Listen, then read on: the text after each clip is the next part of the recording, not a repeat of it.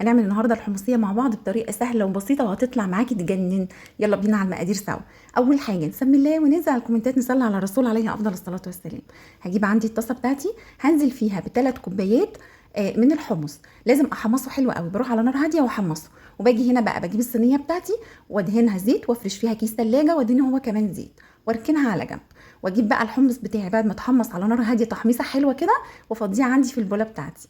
وارجع في نفس الطاسه تاني واحط فيها كوبايه سكر وربع كوبايه ميه، شايفين عشان لسه الطاسه سخنه. بعد كده هنزل عليهم بمعلقه كبيره من عسل الجلوكوز وتقدري تستغني عنها. وهنزل يا دوبك على طرف المعلقه برشه بسيطه خالص من ملح الليمون.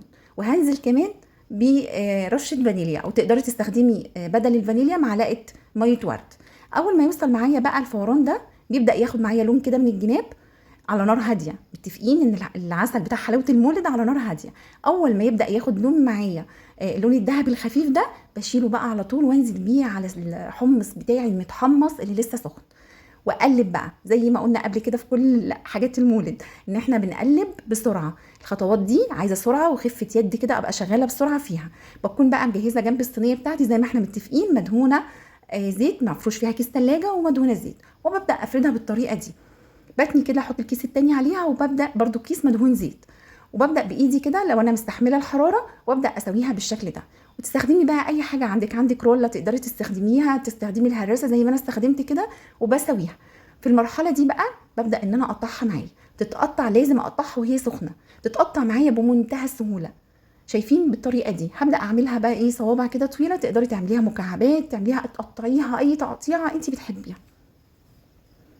بالطريقه دي كده. وهبدا اخدها كمان بقى بالعرض كمان، ويبقى انا كده قطعت الحمصيه بتاعتي. احلى حمصيه ممكن تعمليها. انا هنا بساوي الاطراف، بشيل ايه لو في عندي حتاتي كده ايه مش متساويه ببدا اقطعها واشيلها خالص عشان تبقى عندي صوابع متساويه. واسيبها تبرد معايا شويه. لما تبرد خالص بعد ما بردت بقى بتطلع معايا بمنتهى السهوله. يعني مجرد فرشان الكيس ده مهم جدا، شايفين بمنتهى السهوله بتطلع معايا تحفه. بتقرمش مش معضمه. على فكره حلوه قوي قوي قوي، والله بجد احلى من اللي احنا بنشتريها كمان من بره. يعني عايزه اقول لك ممكن تيجي حلاوه المولد ويبقى فيها الحاجات دي وتتركن عندك يوم واتنين واسبوع وشهر كمان. لكن بجد بجد الطريقه دي والمقادير دي حلوه قوي قوي قوي قوي. يعني بالهنا والشفا، يعني مش بتقعد اصلا. احتفظي بالطريقه دي عندك، اعمليها في اي وقت، حلوه ومفيده ومغذيه للولاد وسهله جدا وبسيطه.